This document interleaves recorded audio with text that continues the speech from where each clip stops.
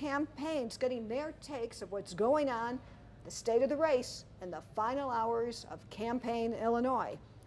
Our election partner and sponsor of this live stream is AARP Illinois, whose survey revealed that the fiscal crisis should be the top priority of all Illinois candidates. Welcome to all of you watching live. Follow this conversation if you're on Twitter. Our hashtag is SunTimesLive. We'll be here tonight and we'll be here tomorrow night. We'll have on this live stream all the results, graphics, people in the news to explain what's going on, lots of analysis. But let me start out with a little news of the day. We have two guests that will be joining us, the two women who are the campaign managers for the governor campaign. The big news tonight is the big turnout coming in both the state and the Chicago area.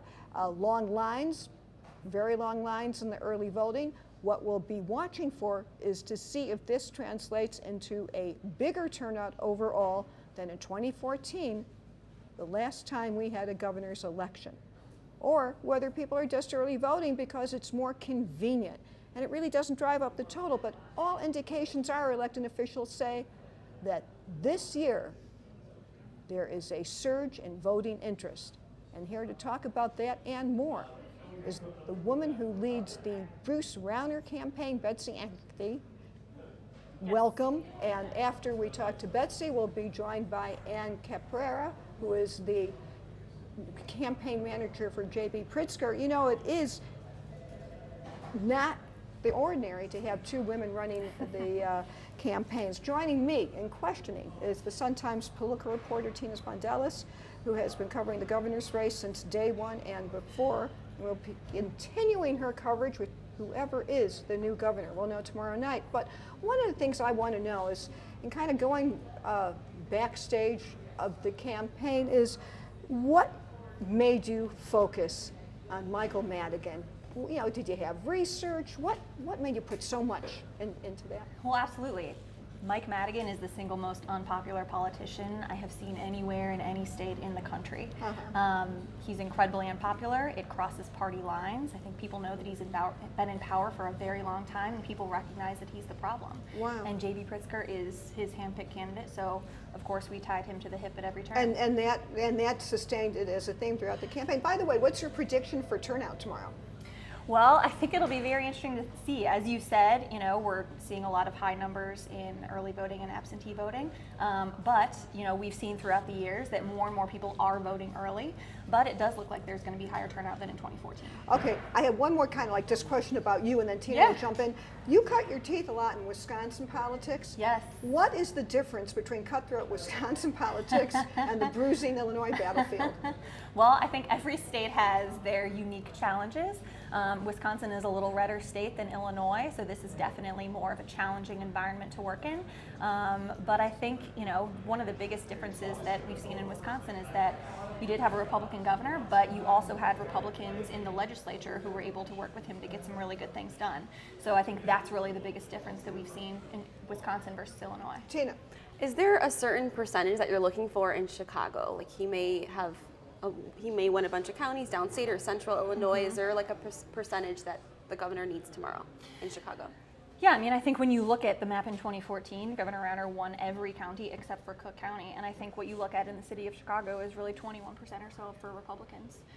So 21, did you say, percent? 20 to 21%. Is that what he got last time, or do you want to surpass Chicago? Well, it'll be interesting to see. I think, again, you know, looking at the dynamics in early voting and absentee voting, it will be very interesting to see how that translates to election day turnout and what the overall electorate looks like. I think one of the things that's we learned in 2016 and we're learning again today is that there are a lot of pundits and data points and predictions about exactly who is going to turn out and what things are going to look like. And I think ultimately determining what a likely voter is and how that shapes the overall electorate is becoming more and more difficult. And I think that it'll be very interesting to see, you know, how that pans out tomorrow. Who's more motivated to vote in your world? Do you think a voter who's angry over the election of Trump, or a voter who's pleased with the election of Trump? Well, I think that's one of the very interesting dynamics of what's happening here. I think you do see, you know, the national environment. There are a lot of Republican headwinds, but at the same time, you know, this election has been about what's happening in Illinois. So it will be interesting to see whether people turn out tomorrow and vote based on what they feel is best for the state or based on what they're feeling about the national environment. What's different about this campaign as opposed to the 2014 campaign in terms of groundwork and that sort of thing, resources? What's different? So I think the biggest thing, to your point on resources, you know, will be outspent by $100 million this cycle. I don't think that there's any campaign in the country that is getting outspent by $100 million. And when you look at the amount of money that Pritzker's put into this race, he's spending more on the governor's race in Illinois than the DGA is spending nationwide. Oh, this is what Tina interviews the governor the other day, and it sounded that he was complaining, oh, this rich man is putting so much money in the campaign. Okay, your guy has put more money than all of us combined in the newsroom, probably all just in our lifetimes. And I mean, Tina, when I saw that line in your story, I thought, oh, poor Bruce Rauner's he's merely he's not a billionaire, but he's a mega millionaire. I thought, poor baby. Well, it's not about poor Bruce or anything like that. It's simply about the fact that when you are getting outspent by $100 million, that's significant. And I think that when you look at the amount of resources that have been poured into this race, again, you know, the Pritzker campaign has spent more on this race in Illinois than the Democratic Governors Association has spent on every race nationwide, which is stark. And I just want to say to everyone who's watching, we are going to have the campaign manager coming up for J.B. Pritzker, and for my people in the control room, if you let me know when, Ann might be here by now. And so this is a little bit of a newscast that is evolving tonight, so just let me know when she's here. I know we still have a few more minutes with Betsy. I just kind of want a little heads up so we kind of wind down. What I want to know is, what curveball is Sam McCann throwing you, and how are you dealing with it? And for our viewers who don't know, this is a Republican state representative who decided to run after Jeannie Ives lost the primary, and took with her for a while a lot of the conservatives who didn't agree with Rauner. He runs. We all know that who's underpinning his finances. It's a labor union with a lot of Democratic alliances. But how do you, as a campaign manager, what did you do to adjust? Did you put more troops downstate? You know, tell us the technical things. Well, I was going to say, first of all, it's not that Sam McCann decided to run after the primary. Sam McCann was put in this race by allies of J.B. Pritzker to be a spoiler. I think that's been pretty well established. I think that's been made very clear, to your point, in terms of where his funding is coming from. But in terms of what we've done, you know, number one, we do have a phenomenal ground game that has, you know, surpassed anything that we've seen in Illinois history. Tell me, do you have like data points on your ground game? Absolutely. Like, tell me what they are. We have made close to 2.5 million door knocks. We've made 6 million phone calls, and we've sent over 1 million text messages. And we obviously have a very aggressive effort to continue all of that tomorrow. That surpasses what we did in 2014. Wow. I believe it's the biggest ground game in Illinois history, and I think it's actually one of the largest ground games that we've seen in any campaign across the country. So we're very proud of what we've done on the ground. And I do think that, you know, in races like this where turnout is uncertain and there's a lot of volatility in the electorate, having that strong ground game to make sure that our supporters get out to the polls is incredibly important. And so we're very proud of what we've built on the ground, and I really think that that's going to, you know, be a big factor. Thank you. I guess the only thing that we can't control in the campaigns is what the weather is tomorrow. So now all our viewers, this is going to be interesting, because as we swap out our guests here, we're going to see, thank you, Betsy, for coming. Right behind us, coming on in. Of course. Is the campaign manager for J.B. Pritzker. You two have met. We have. I think you'll have a shot maybe of both of them, everybody here. So we're swapping out. So again, what I want to say is we have this shot. What's unusual here is to have two women who are running campaigns. So I think this is a little bit of, so wherever we are in our election history, Betsy, thank you so much for coming. And welcome. Hi, Lynn, Tina. How are you? Great.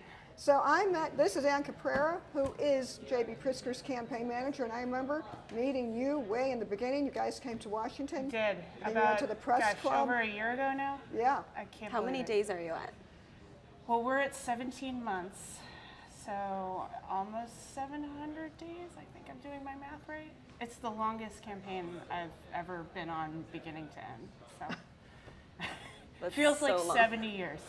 Well, let me do this. Since we ended Betsy's interview where she talked about the ground game Sure. and some stats, what are your stats? Well, we're really excited. I'm waiting for the dump today on what the early vote numbers were over the weekend, but we are, I mean, I know it's a cliche to say in campaigns, but we're seeing long lines, we're seeing a lot of people out. We had over 1 million people vote early by the end of the day on Friday of last week, and we think that number is going to be significantly higher when we look at Saturday, Sunday, Monday, which are 3 of the heaviest days for early votes. Does that favor Democrats, you think, this giant turnout at the polls right We now? do think it's favoring Democrats. I mean, we have a crazy model that looks at, you know, who's voted and where do we think they fall on the spectrum, and we do think we're winning the early vote right now.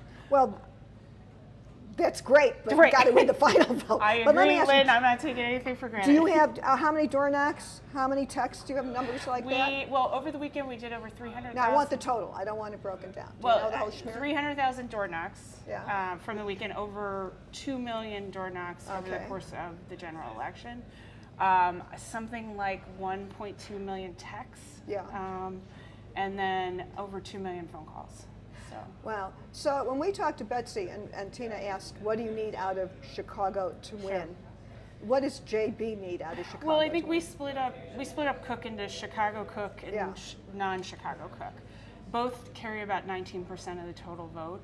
So you're looking at 38% of the total Cook County vote. In Chicago, we're hoping we're going to get to 81% of the vote. That would be a great night for us. Wow. Tina. In terms of the digital ads, because I do YouTube workouts, and so I saw lots of JB ads when I was doing YouTube workouts. But can you explain that? I think you guys were kind of a leader in getting those ads on everywhere, Facebook, YouTube, Spotify. Look, I think it's an old axiom, but it's true even in the modern age. The more you get in front of people, the more they hear your name, the more they're likely to walk into the voting booth and go, oh, I remember that guy. And nowadays, how do you reach people? I mean, I'm a 39-year-old woman. You can't get me on network TV. You can get me on Spotify. You can get me on YouTube.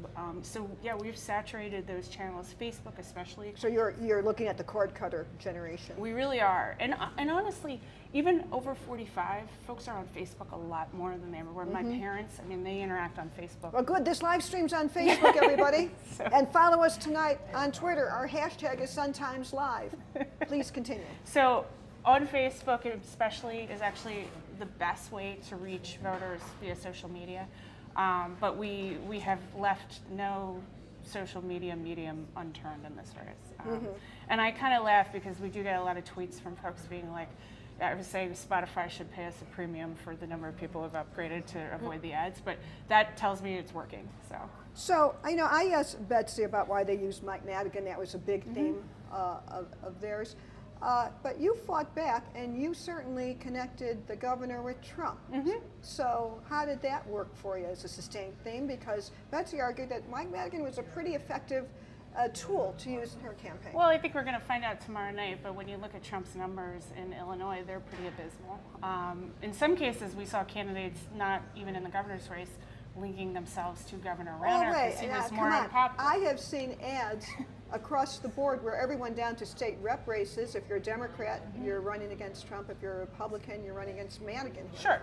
And look, this is a tale as old as time. I mean, you know, candidates link folks to unpopular politicians. In this age, people are voting, a lot of people are voting because of Trump right now. And we wanted to make clear that, you know, you don't have a governor here like you do in Maryland or Massachusetts that has taken steps to distance himself from Trump and do other things in order to become an independent Republican. And we made sure to remind voters at every turn that that was the case in Illinois. Right, so what's the Obama factor? I was at that rally at UIC, so, and he's in some ad, you have a closing ad? He is, we have an ad up right now. It's huge. I mean, Obama, particularly in Illinois, in Chicago, is a unique factor.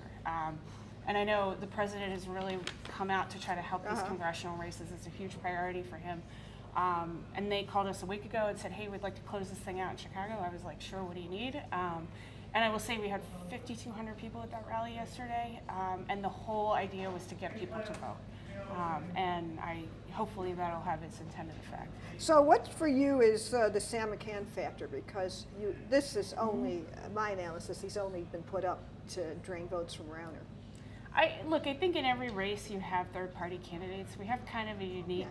Yeah. Well, Lynn, I mean, this is the reality is Yeah. you always have third parties, and the unique thing here is that the governor is so unpopular, and I do think that there are voters who maybe they're not Democratic voters and they may end up voting for Sam McCann. It's hard to tell though before tomorrow because traditionally. But that's a gift for you though to have him in there. I mean, look, we were running against Rauner from beginning to end, and that's the focus that we were going to have no matter what.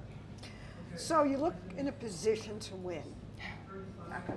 Well, and you know, Tina, I know you have covered this race in the beginning.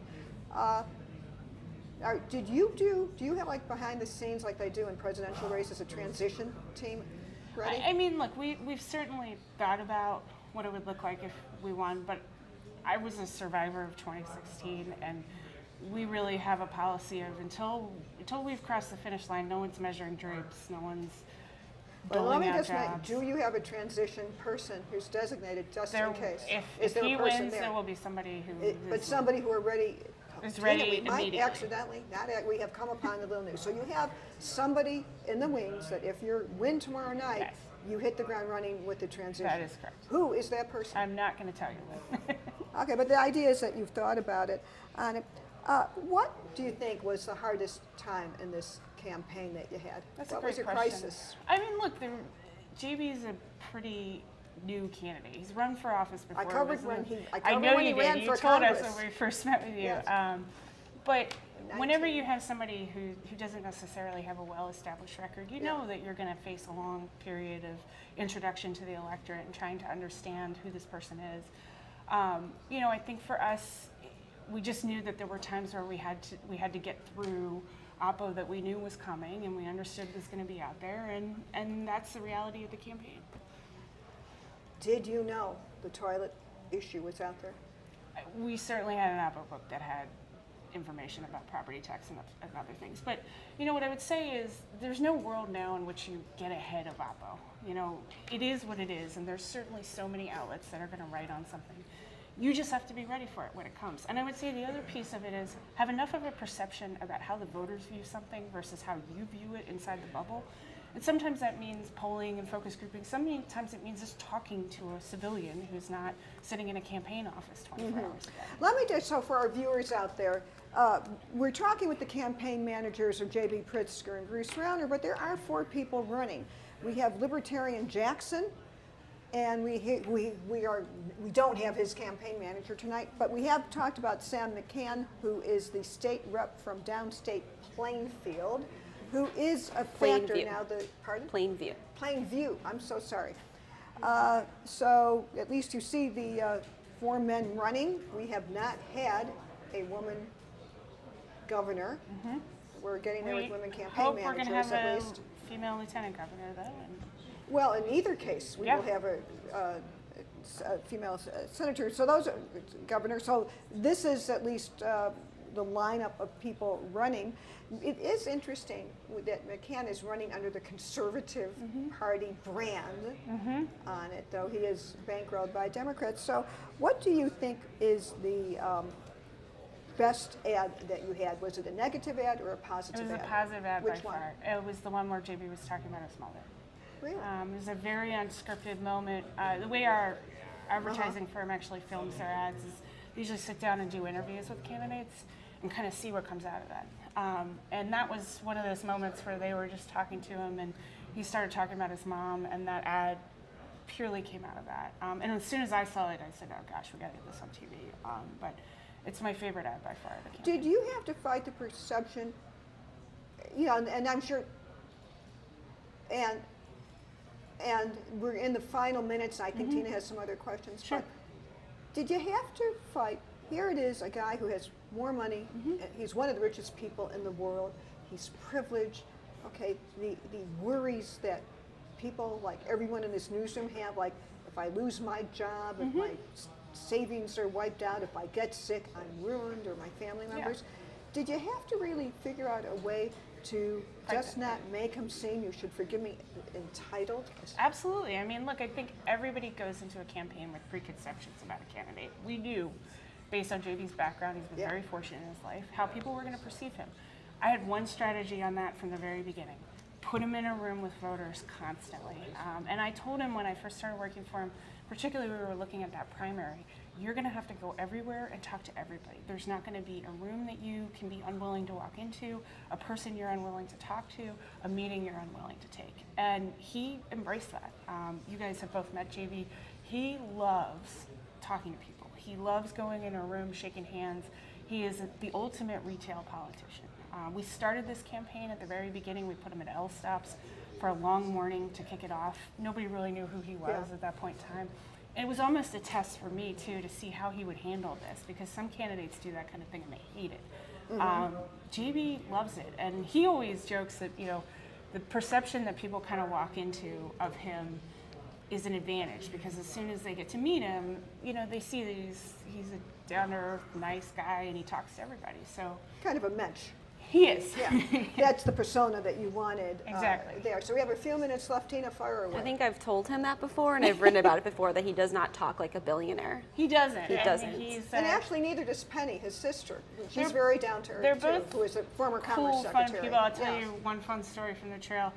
The weekend before the primary election, we were at Old St. Patrick's for the mass In that Old they Town? have. Oh, near West, near. Exactly, Yeah. and I'm Catholic, he's Jewish, and so, which we joke about a lot, and we're right before the mass is about to start, and Chris Kennedy was sitting directly across from us in the aisle, and we were running against him in the primary, obviously, and I leaned over and said to him, make sure that when the sign of peace comes, you shake Chris Kennedy's hand, like make sure you get up and walk across it. He goes, great, absolutely, I'll do that.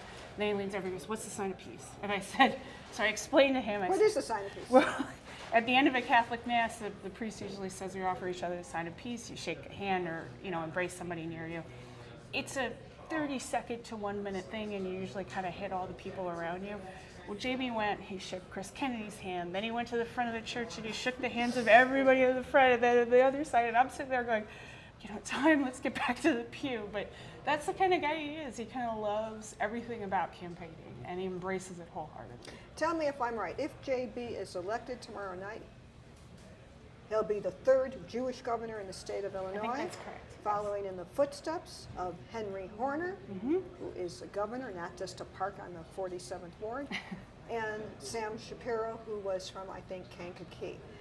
Anyway, we have another panel teed up to go. Thank you for coming. See you about tomorrow. We Do will my best. have We'll be coming doing up this, but I will do my Pat best. Brady, the former chair of the Illinois Republican Party, and Chris Mooney, a professor of political science at the University of Illinois at Chicago.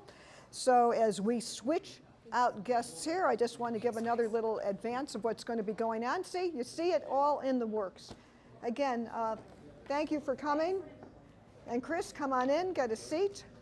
Good to see you. Come on in. Pat, enough with the kibitzing. Come have a seat. And we're going to want to talk as soon as he gets mic'd up. Good. And thank you so much. And thank you for coming. And I wanted the balance here I know, Professor Mooney, you know a lot about local politics, but Pat Brady just finished a fly around with Erica Harold. You didn't go? Yeah, you did go. but he's an academic, and I'm just kind of a dumb Yeah, Republican. we're different. We're different animals. Yes, right. I don't have a point of view. Well, right, but I'm completely we're objective gonna- at all times. What I want in this next too. segment, Gotta actually, look at myself. I kind of want a, you know, and if it makes it easier to put the mic on your lapel, I just want to make sure you're heard, so it's not there. So while you do that, Mr. Academic, you just heard the campaign managers for the two big governor races. Okay. What is your takeaway? Did you see anything about strategy or their analysis of how they handled things, maybe the Trump factor, the matter factor? I hate to tell you that I wasn't paying attention at the Oh, moment, okay. so that's a Wasn't very it nice, embarrassing though, thing. Lynn, you appreciate this? Yeah. Two strong young women Yeah. in those spots, Mm-hmm. which we didn't see a lot of them when you and I started doing this a long time ago. So Oh. congratulations to both of them. And that, I mean, And just they're a both very picture. young. Yeah. They'll have, these are big bruising campaigns, and I think even though every poll suggested JB will win, running a campaign as complex as Rounders still is something to behold. So what do you make out of the big, what may be big turnout coming? Well, you know, the midterm is people have various emotions about things. We've got people in politics right now that are causing people a lot of emotions one way or the other. And Donald Trump being first and foremost among them. He's a very polarizing figure, as we know. He makes people very mad, or he makes people very happy. And it's not, George W. Bush or George H.W. Bush, more to the point, would not be doing what Trump is doing this week in the same way he's doing it, and he also would not generate neither the positive nor the negative affect that this president does. So I suspect that you have to put it all down to Bush at this point. I mean, sorry, to Trump. Sorry. So, Pat, can you give us a report on what you did today, where you went, and who you were with? Oh, yeah, it was exciting. Big crew of people. We took off from Midway, went down to Bloomington with Erica Harold, did 4 or 5 stops throughout the state. Huge momentum. I think that might be a race Republicans can pick up. The polling's at dead heat right now. A lot of enthusiasm, a lot of This interest. is the Attorney General race that we're talking about, Yep. where she's running against Democrat Kwame Raoul. Yeah. And yes, that is the latest report, is that it is a toss-up right now. It's a toss-up right now, I think. I think the Democrat, Speaker Madigan threw $1 million in over the weekend. And he doesn't throw that money around unless they think there's a problem. But the thing is with Erica, and listen, Kwame's a buddy of mine. I like him. He's a good man. And Eric, we're on the other day running his campaign, so they're all good people. But there's something unique about Erica's candidacy that I think has kind of struck a chord with a lot of people. And what is that? I think it's a combination of things. I think it's her background. I think it's the way she presents herself, her message, and I think the message that there needs to be a check on the Pritzker-Madigan agenda, that we need checks and balances. I think voters tend to ticket split, and they like that kind of balance, and I think that's what she represents, in addition to being one of the best candidates I've ever seen. So what cities did you go to? Because where you end a campaign and a fly around is very telling, because you go to the base. We're done with trying to persuade people. Yeah, and that's pretty much what it was. So what cities did you went hit? Bloomington, man, my head's spinning. Went Bloomington down to Marion. We went to East St. Louis. We went to Quincy, Rockford, Rock Island, and Inn. So it was good. So she, from pretty good crowds, but even probably more important, it was just her and 2 or 3 television cameras at every stop. So she's going to get statewide TV coverage. So the cities that you mentioned are all different media markets in Illinois. That's the point. All the media markets. So when I said where did you go? And she'll finish in Champaign. Right, so it wasn't just, I need in a sense to correct myself a little bit, it wasn't just to Republican strongholds, but she went to their 7 media markets in in Illinois, so she would have hit almost everyone except the Paducah market. And the Granite City might hit Paducah, but and finishing tonight out in the Western Burbs with the big rally. So she'll hit all the media markets today. Right, But okay. the difference in fact, I should have asked Betsy, there is a big unified rally with the whole ticket together, which they haven't been together all that much. Well, they just done different schedules, but the people got off our plane and went out there, and I came here. But she'll hit all the media markets. But she truly, Lynn, we've all been doing this a long time. She's a uniquely talented candidate. I've never seen anybody like that. And if she does manage to pull this out, she will be the face of the Republican Party in Illinois, and she can go to places that we haven't been able to go to at all. Like where? Like in the African American neighborhoods, and she does prison ministry. She's a prison reformer, criminal justice reformer, and that's the thing that somebody like me, I believe we've needed this badly. So if she wins, she will be the first African American Attorney General in the state of Illinois. No. No, African American female. Female, yes. No, because we had Roland Burris and Cecil Partee. Right. She's the But first this is the African. female. She's the first African American statewide Republican ever. Wow. Really? Nominated, Of course. Alan Keyes was appointed. Yes. So this is Alan Keyes, who ran against Barack Obama. Barack Obama. And won 7 counties. This is what we recall. What a crazy time that was. I think you're being It generous. was that's the I always use that as the baseline. Where are the most solid Republican counties? And they're the ones in Allen Keyes. The Alan Keyes. And that's- County. They mostly hover South around of I-64, Effingham and Charleston, and then Iroquois County for some odd reason. On it. So, what is the Miss America factor? And Erica Harold was a Miss America. So as we're wrapping up here, and I don't know. Do It is people get jazzed no about that? factor. She did the Miss America pageant so she could pay for Harvard Law School.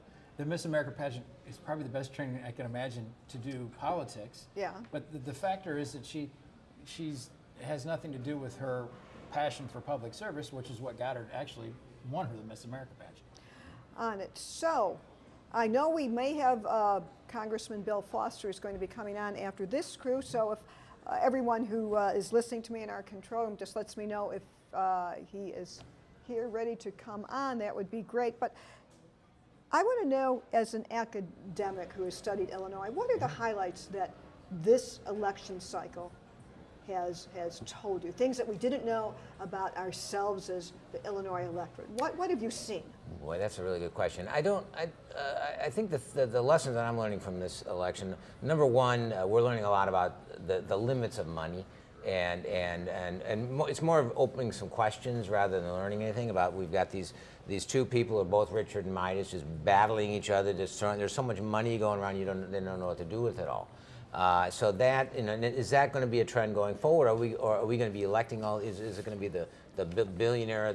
Every 4 years we got to find another guy that's going to We're running out of billionaires. Well, run the state into the ground, right? And so we got to, maybe we'll see what Pritzker does. If he does poorly, then this may tend to trend because we'll say we've had enough of those guys. He does well, then we'll see. The other thing is this election is really demonstrating the change in the collars and how the epicenter of the state politics, which is always, or for a long time, been in sort of the Schaumburg, Morton Grove Isle. That's where they live, and right now, DuPage County and the other colleges are just intense fighting over state legislative seats and congressional seats. So it's never seen that far before. Which I get. So it's not necessarily that people are changing ideology. It's that people who are Democrats are moving into the suburbs.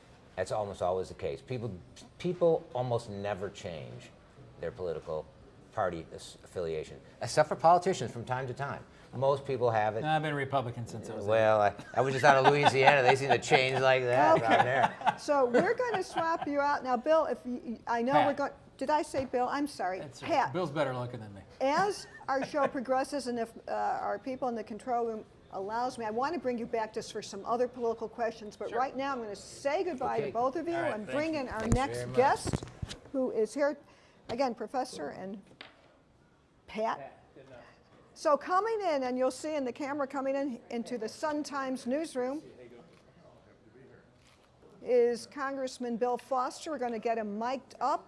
For everybody out there tonight, follow us on Twitter, #SunTimesLive. We'll be here tomorrow night giving you election results, analysis, and more. And we have a terrific voter guide at the Sun-Times. If you haven't voted yet and you still need some information, go to our Sun-Times website or Google Sun-Times and Voter Guide, and you will find a lot of information from the candidates themselves. It's a one-stop shop to get web pages, to get links to useful information. And for those of you who still need more information or just haven't focused on the campaign, go to our Sun-Times Voter Guide. Now, joining me is Congressman Bill Foster. Thanks for coming. Well, happy to be here. Because let me pick up on where we left off talking about the suburbs, because you've been there, man. Okay, Yep. You represent, you've seen it Yep. all as a congressman who represents the western suburbs. You won a special election. Yep. After 10 years ago. 10 years the ago. special election to replace Dennis Hastert in what was described as a political earthquake, because no one believed that any Democrat could win in that kind of district. And this is after a Speaker of the House. It represented that area for 25 years. Right. And then you were defeated, and then Yep, you had a and comeback. Lasted 3 years, and then lost in the Tea Party wave. It came back 2 years later. Right. So let me use you. In our analysis, we have two big congressional races in the suburbs, which is why I wanted you on here, especially because you get the suburban voter and the I changing demographics. share many cities with the Illinois 6 that Sean Casten is challenging Peter Roscom in. Right, because that And used many to be your cities, district. yeah, and both with big areas of my former district in both of those. So we have a big race with Sean Casten challenging Peter Roscom, Lauren Underwood challenging Randy Hultgren, and again, because you would join these districts. Think of it this way, everyone. We're talking about suburban districts that kind of hug Chicago. Yep. from the near south side, if equivalent, almost up to, that.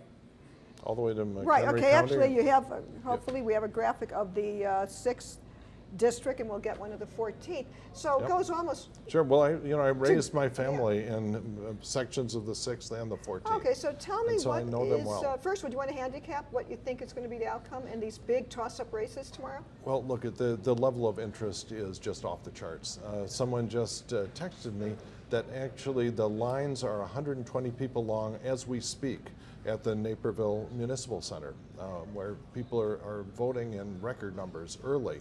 And we anticipate equally high turnout coming up. And the two challengers there, Sean Cass and Lauren Underwood, have run just spectacular races. They've been joined by thousands of volunteers. And the level of enthusiasm is something that we've not seen matched perhaps since my special election a decade ago. So what do you think will be the determinant factor in these races? We've seen they have some common things. They've talked about health care, and they've talked about taxes. Yep. What we have not seen, interestingly, is immigration loom as an issue, which the president has been pushing on it. What is the thing that you think will motivate people in the end who, we see, Professor Mooney ended on a good point. Usually people are in one party or the other or have a philosophy. For those persuadables, what do you think is speaking to them now? Well, I think the healthcare message does. Everyone knows someone who has a pre-existing condition if they do not have one themselves. Lauren Underwood's motivating factor for her entering politics was the fact that Randy Hultgren stood up in front of her and promised he would do something that he did not in terms of protecting pre-existing condition. So here's what's interesting as to how this campaign has evolved. The health care bill is health care, all of us, myself included. Yeah, it's complicated. Who knew? When you have a medical situation, you got to work on insurance. So when you talk about Obamacare here, in different years, it's been attacked for different things. The price is going up. You might not be able to see the doctor that you want. I thought Democrats honed on a very interesting, very, very specific issue here, pre-existing conditions.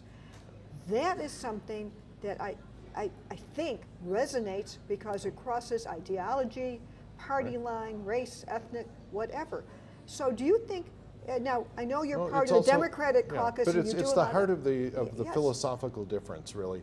Because if you believe that the free market is the answer to everything, the free market, people with pre-existing conditions are not profitable customers, and insurance companies left to themselves will throw those people to the curb. And so either you believe that our government has a duty to help people who cannot obtain insurance through the free market, or you do not. And that's the ideological split, where I think the Republicans have separated themselves from certainly the majority of the people in the suburbs where I live.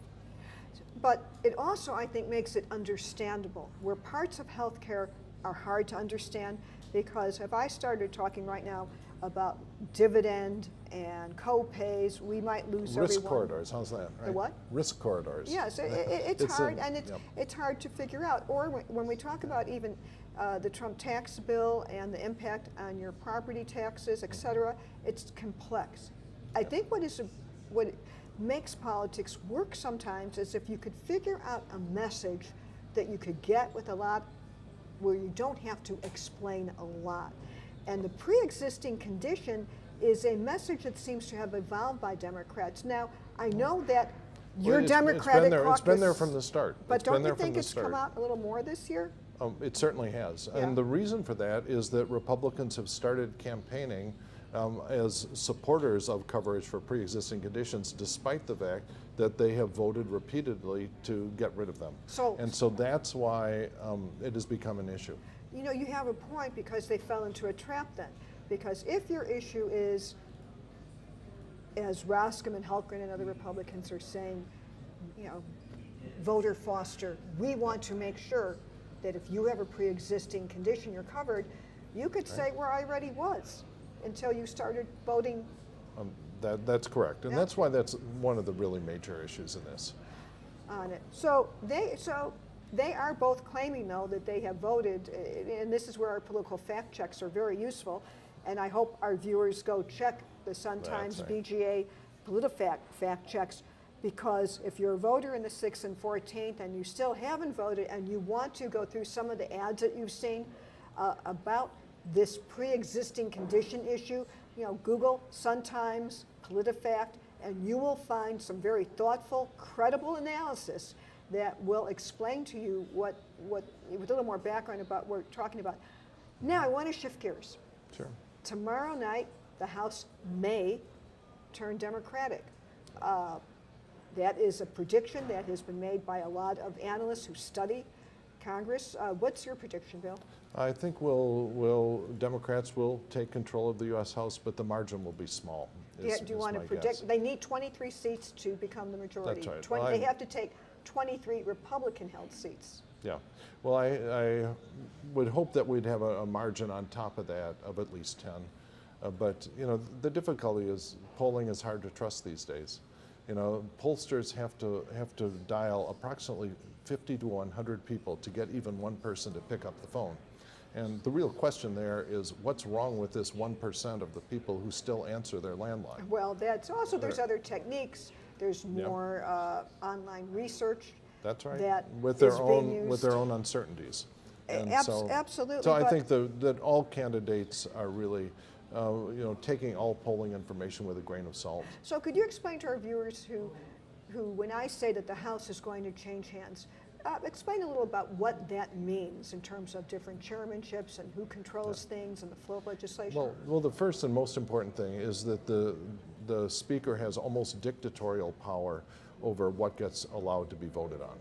And that's true in the House. It's been true in the House for a while, and is now increasingly true in the Senate as well.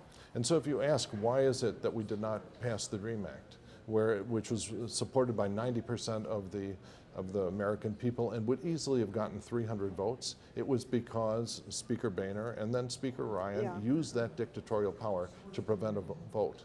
Because, so our viewers don't know, I mean, I cover Congress and I see it all the time, you may think in school how a bill becomes a law, but it's not on the square. That's not how it works. And you and everyone else just can't unilaterally force a vote on your bill. There's a lot of steps, and the party and the Speaker can control, in the end, most of the time, what gets on the floor. Right. So what happens in your situation if the Democrats are a majority? What changes for you? Well, I think that, first of all, you know, we believe in the rule of law, and we believe in our constitutional duties to make sure that Congress takes seriously its oversight responsibility on an administration which in many areas, in many ways, has gone out of control and past ethical boundaries. So I think you'll see us take those responsibilities seriously. I think you'll also, since we believe in the rule of law, that means you have an investigation, you look at the result of the investigation, and you decide what to do afterwards. Okay, so there'll be investigations, and quickly, my last thing, so will you become a chairman of a subcommittee, or in your own personal, what would you be in line to do? Well, it's close. I've been at this for, a little over 10 years now, and so I'm close to being able to get a subcommittee chairmanship on the Financial Services Committee. You know, I was, when I entered Congress, I ended up being 10 for 10 in getting my amendments into the Dodd-Frank bill. That has been very successful at keeping our economy growing. So you'll stay within financial services and maybe a little more power. Well, Yep. we'll see. We That's will right. see. Anyway, Congressman Foster, thank you for coming, Happy to be here. and we'll see you in Washington. Yes, indeed. Thanks so much. Now, we're going to switch out with another guest. We have Professor David Ferris coming, who is going to be with us in a minute. As we switch out, I want to remind everybody who's watching us tonight, follow us on Twitter. Our hashtag is SunTimesLive. Tomorrow night, we're going to be starting at 6 o'clock for all the election results. We have cool graphics. We'll have this live stream full of newsmakers, analysts, and the Sun-Times political staff, when they get done with their stories, to come on and explain everything that has been going on. And I hope also, we're going to be talking now with David Ferris, a professor at Roosevelt University and the author of, and I have your book title here. Tell us what you just wrote. It's called It's Time to Fight Dirty. Time to Fight Dirty. How Democrats Can Build a Lasting Majority in American Politics. Okay, so hold that thought, but I do hope that afterwards, so for the people there, I have some news questions I want to ask. I want to ask Pat Brady, so we won't let him go, and we'll bring him back. So, what did you mean when you saw this campaign now that has evolved? Did the Democrats fight dirty as you had advised them? I think the Democrats succeeded in holding their caucus together for most of the really big, important battles of the last 2 years. I think most prominently for the healthcare battle, right, when Nancy Pelosi kept all of the Democrats on board with voting no for Trump care. I think that was a huge victory. I think it set the tone for the next year, and I think it energized the base because it showed that Democrats were not just sort of going to roll over like they did in the first couple of years of the Bush administration, for instance. So, did you see the Illinois Democrats kind of fighting in a different way? Because I know you've observed the political scene. What is different in 2018, and even with Republicans? How would you compare and contrast the races here? And I don't know if you could. Each race has a different story. You know, someone running in a state Senate race has a very different view of issues and how they conduct themselves, and if you're in a Cook County board member race. But is there some thread here that connects everything? Well, I mean, I think that the sort of the national environment is a bit different than the Illinois environment, right? We have some structural challenges here in Illinois that I think are going to be part of our politics for a very long time. Those are particularly financial challenges related to pensions and a sort of balanced budget that I think will be with us whatever happens tomorrow night. I think the national tone has really been set by the president and sort of the president's antics. Yeah. So joining me now that you'll see, I wanted to bring back Pat Brady because I had some other questions for him, so he's mic'd up. Maybe put a little higher, I hope it's okay. You hear me? A little higher. Can everyone hear him? Good. Hi, how you doing? Good. Professor, see, I want you on with academics again because... Just to make me look stupid? No, here's why. Here's why, everybody, I think it's good. He's theory, he's reality. And I think when you really are a student of politics, as we all are, you have to mix both of them together on this. Because I have to, as a reporter, be able to understand sometimes the ideological, just the foundational government issues, and then you translate it into campaigns. So I wanted to go back and talk about how this issue of pre-existing conditions acted in this, especially in these congressional races. Sure. And then I want your analysis as if it seemed to really took out a bite-sized chunk of this big, complex healthcare debate. It did. Democrats lied. The Republicans, and I'm not saying that's the part, it was a flat-out lie of the campaigns that one of the tenets of what the Republicans wanted, remember Obamacare went through with no Republican votes. Yes. And even McCain's plan in 08, we as Republicans wanted to cover pre-existing. We saw that pre-existing conditions. We saw that as a problem. Democrats took the Obamacare repeal vote as we didn't care about pre-existing conditions. Again, it's a lie, but it was an effective lie because people care about it. On it. So when we talk about political participation and the vote, I just want to remind people that tomorrow I could already tell you the results of the Cook County officers. I could tell you that Tony Preckwinkle will be elected president, then Karen Yarborough will be the county clerk. These are all Democrats. Tom Dart will be the sheriff and reelected. And the treasurer will once again be Maria Pappas. And I could go on with some of the most, about half of the 17 commissioners have no opponents. Professor, is this healthy that you have, and this happens in Republican areas where Democrats don't want? Why do we have so many uncontested seats, Professor? Well, I mean, there's just the overwhelming sort of Democratic lean of the city of Chicago. But right? even in some Republican areas, you have uncontested. Oh, sure. Yeah. I mean, there's a lot of uncontested races across Illinois. I mean, Right. when I voted the other day, it was shocking to me. And I don't think anybody would say that single party rule is good for a polity. I don't think even a Democrat would say it's great that a lot of these races are unopposed. And I'm bringing this now because I think people will be shocked if you're a Cook County voter and you're going to just see these names and candidates with no opposition. So as a former party chairman, how hard is it to get people to run in these tough races where you kind of know you're not going to win? Yeah, it's hard now, but remember not too many years ago when we had better organizations. I'm not saying this critically, because I mean, I was a chairman too. We had better organizations in the collars, we could actually get a Dick Phelan elected or a Jack O'Malley, and we could put countywide candidates up that had a chance. The party right now just doesn't have the organization in the county to put up candidates that are going to beat anyone. What you talk about? But when was Dick Phelan? Was that in the that was in the early 90s. in the 90s, but even Jack O'Malley was in the same time frame. We could actually Republican. put up. Remember that, state's attorney. State's attorney. We could put up candidates and win. We just don't have. And Bernie Carey won as state's attorney. Bernie Carey. Well, before, Guys, we're going back a little Yeah, bit, so yeah. Google. We're going back before a long time. But the point is, some of those suburban areas that we had real good organizations in, we just don't have anymore. So 9 out of the 17 Cook County board races are uncontested, but 2 that are, I want to know if you think that the Democrats were just up to some mischief. So the man who is currently the chairman of the Republican Party, Tim Schneider, has Kevin Morrison, a Democrat, who's running against him in a race that's kept him busy. And the man who's the chairman of the Cook County Republican Party, Sean Morrison, who's also a Republican, he is busy with a Democrat running against him. So, accident or deliberate? I think the Democrats is trying to extend their map. I think Sean Morrison's all right. I think Tim's going to be all right. Ultimately, he's going to have a tough race. But it's too bad because some of the endorsements you saw of both of these gentlemen, it's too bad if they're not reelected. But I'm not sure if it's so much they're trying to keep them busy as the Democrats is trying to expand their map. Well, either way, they have something. So hey, Democrats are good at this stuff. Don't give them credit. Right. So I hope viewers you understand that here we're talking about areas where usually these 2 Republicans may not have gotten well funded, or especially in the Kevin Morrison race. So I do think it looks like a little bit of keeping Tim Schneider busy. So he went through some reorganization in the Republican Party. He's sharing some responsibilities with the Lake County chairman now.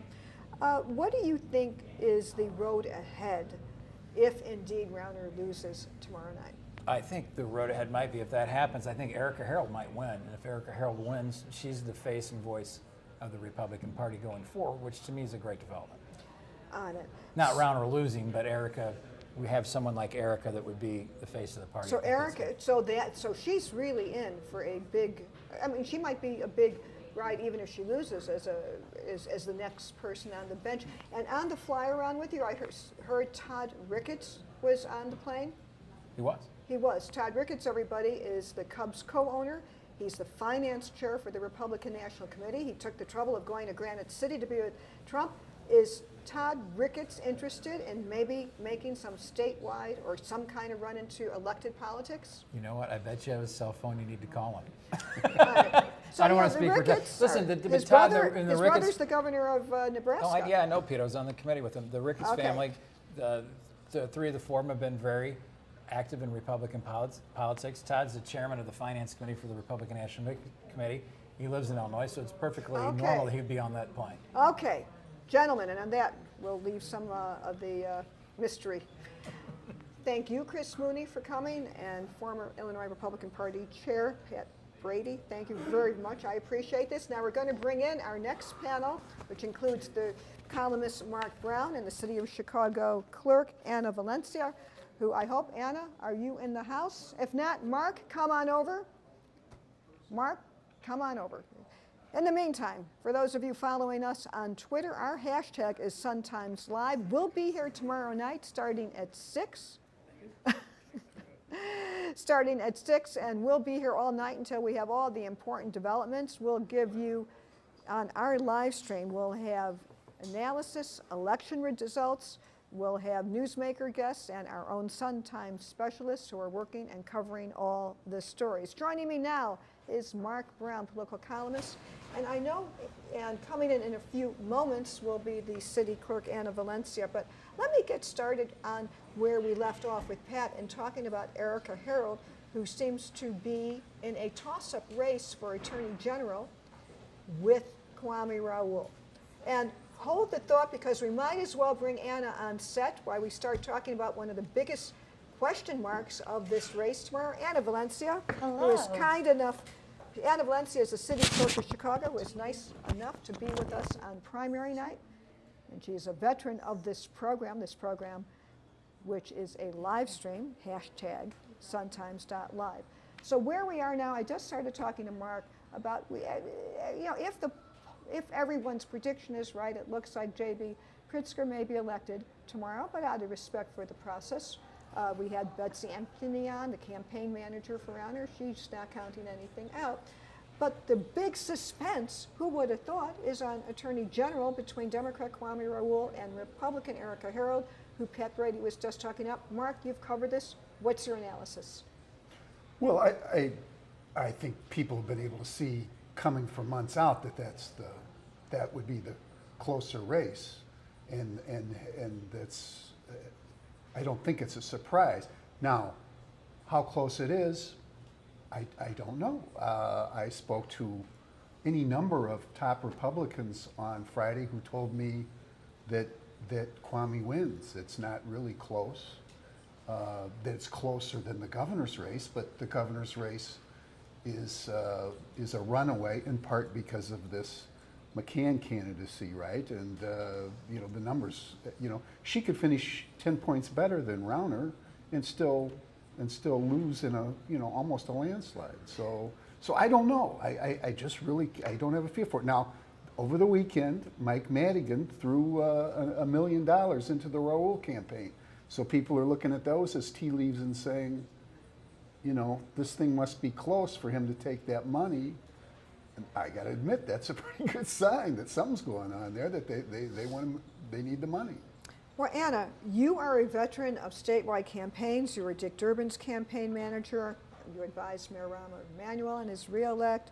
You worked for Congressman Mike Quigley, State Senate President John Cullerton. So you have a sense of the local and state and national. What's your analysis of what's going on in this AG race?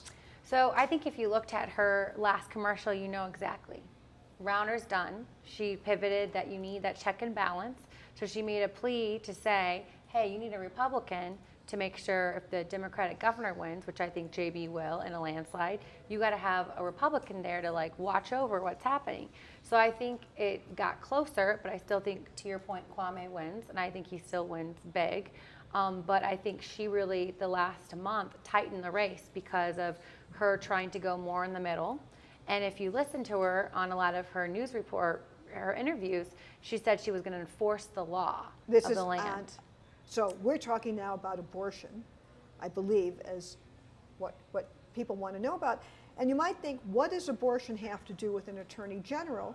And in the context of 2018, under President Trump, and if you do have a Republican Senate, which everyone predicts will happen tomorrow, and you have a conservative Supreme Court, it may be that questions about abortion gets kicked back to a state. Is that what?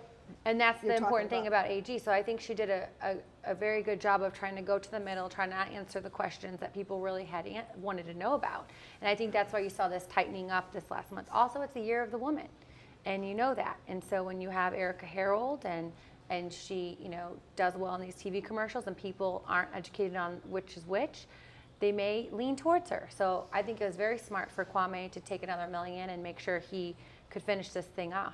Well, she is a very good candidate. I mean, she just really presents well, and she doesn't really have a record really, except for this one run for Congress 4 years ago, and she's done a pretty good job of fuzzing that up.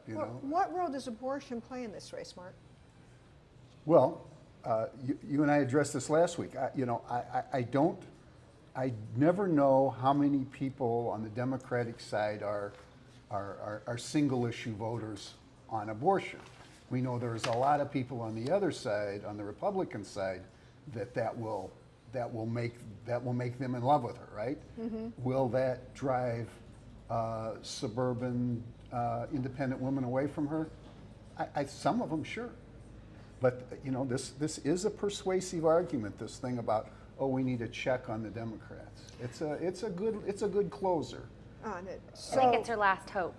Well, Illinois has a tradition of ticket splitting, and we saw, for example, in Peter Roskam's congressional district, Hillary Clinton won it in 2016, but so did he, which is a reason it made him vulnerable and a target in 2018, but it still shows what happens. So, Anna, if Pritzker wins tomorrow, what changes in this Mike Madigan dynamic. Is Madigan more powerful, the same, or less powerful with a Democratic governor who doesn't need his money and can independently finance and help Democratic state reps?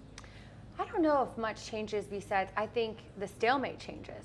I think that people are looking for leadership, and I think that's what you're going to get with JB and Juliana. And I wouldn't count Juliana. What I love is I think you're going to see a great partnership with the two of them. And you're going to see a lieutenant governor, I think, for the first time really step up and lead big initiatives, which we didn't see from this last lieutenant governor. So this will be more like a Clinton-Gore or Obama-Biden? I think you will. Model? I think you will see that. I've seen that on the campaign trail, and that's refreshing. And I think for younger voters and my generation, they want to see that. They want to see, like, look at the ticket. It's the most diverse ticket I've seen in a long time of, you know, age and gender and race. Who's all the hippest ticket. candidate? Who's the hippest? Who's Well, the hip? I think Juliana's got some swag.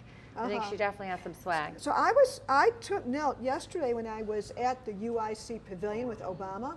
Lauren Underwood got a real big cheer, who's 32.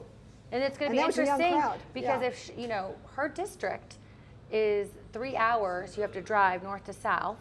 It's very rural, and to see her tied, that's going to show a lot what happens tomorrow. If she wins that, you're going to see a lot more pickup than I think we Right, though expected. she's from Naperville, which is more suburbia. I mean, I was driving around Woodstock and Downers Grove, and I made that long stretch. It was on 53 or 83. Boy, you really see the bucolic rural parts as you go there. But so you think the hipster candidate is Juliana Swag? I think she's got a lot of swag. Who's got swag? I got to agree. I mean, I do think she may be the strongest lieutenant governor we've seen in quite a long time. And I mean, it occurs to me with this whole Susana Mendoza move, if Susana would become mayor, and I still think she's got some work to do there, why not Stratton for comptroller? I don't know. Okay, so now let me decode a little bit what we just did in political shorthand, which I love, but everybody else might not get. And we're going to now kind of pivot to the Chicago mayoral race, which may be the last segment tonight, but it sure means that we're going to pivot to Chicago as soon as the polls close. So the situation is this. Susana Mendoza is running against Arlene Stenger, the Republican, for re-election. She's running for re-election as comptroller. It is highly likely that Susana Mendoza will win, in which case she will run for mayor of Chicago. I know I say it as a declarative sentence, but that's because we've reported this out and we have evidence, including her petitions are already being passed just to have her ready, the commercials made. But that means her replacement gets picked by a governor. And so if J.B. Pritzker's the governor, it will be a Democrat. So Mark already has done the chess game and has already moved Juliana Stratton out as lieutenant governor and into the comptroller's office. So we're kind of, but we're getting a lot done in this conversation to move the pieces. If Rauner wins, Mendoza will not run for mayor, and she's told me that and others. Why? Because she considers herself the only thing between Rauner and having him have sway over the fiscal policies, the state, and spending money. That's what the comptroller has the power to do. She won't leave and let Rauner pick a Republican replacement. But Mark, I love how you jump 2 steps ahead. Let's jump now to the mayoral race. So does it start at 7:03 p.m. tomorrow night or 7:08? Anna, what's your take? Well, I'm starting it on Wednesday. I want to see I think nationally there's going to be a lot of excitement tomorrow, so I want to watch that returns. But it'll be interesting to see having a Latina woman, having African American women also put their hat in the ring. I think it is exciting to see more women. In fact, when there was the announcement, there were 38 people on the front of the Sun-Times. Only 8 were women that were listed as contenders, and so it's exciting to see those women jump in because I think it's our time. But it could be, but as Mark and I have discussed, getting this petition signature it's no joke. Certified is a big, big hurdle. How many signatures do you need? She would know. 12,000. I'm sorry. 12,500, and it is hard out there. And we started it on day 1 to get the 12,500 signatures that you need. And there is this thing where people are feeling a little over politics, and so it's hard for them to sign. So and they're tell being us the also rules. picky. Since you are the clerk, we have the source here about signing petitions twice and why that is a landmine for some of these mayoral candidates. Because if you sign first, let's say you sign mine in September, you cannot sign another I mean, candidate for mayoral. city clerk. For mayoral or Yeah, any and, citywide. yeah, you could do one. So you will run into people when I'm asking for mine and they think I'm running for mayor. They're very quick to not sign. I say I'm city clerk, they'll sign. But you're seeing people are being very particular on who they want to So they sign for know? mayor. A lot of people know. A lot of people are following this mayoral race, or they just don't want to, they refuse to sign because they're just kind of over politics right now. I think with the November elections and everything happening, they want a little bit of a pause. So it's interesting. You're going to have to spend a lot of money. I know that there's signatures going for $4, $5, $6 a signature. Okay, explain to people what you mean so they don't think So they're paid petition Yeah, passers. there are paid operatives out there that is their job to collect signatures. On it. And right now, because there's so many mayoral candidates, they're charging prime money to get these signatures. Okay, well, So if on you're looking that. for a second job. On Yeah, that well, note- there's a lot of grifters in that business. I've So always we're noticed. going to wrap it, but Mark, do you think that the mayoral race starts Tuesday night, or will it wait It until started, this it Wednesday? started the day Ram, The next chapter. It did. announced. Okay, I guess so. You The know, next thing it's- we'll want to wait is see what Susana Mendoza does. That will be our next big story if J.B. Pritzker wins. Anyway, thank you, Anna Valencia, Thank for you. joining us, the city clerk. Thank you, Mark Brown, the Sun-Times political columnist. And thank you to everyone who listened to us tonight on our Sun-Times live stream. Our election partner and sponsor of this live stream is AARP Illinois, whose survey revealed that Illinois' fiscal crisis should be the top priority for all candidates. And as we will have officials, it should be the top priority. Let me take a little bit here to say the top priority of people who will be the new elected officials of Illinois. Join us here tomorrow at 6 p.m. for the Sun-Times live stream on the election results. Until then, I'm Lynn Sweet speaking to you from the Sun-Times headquarters in the West Loop. Take care. See you tomorrow.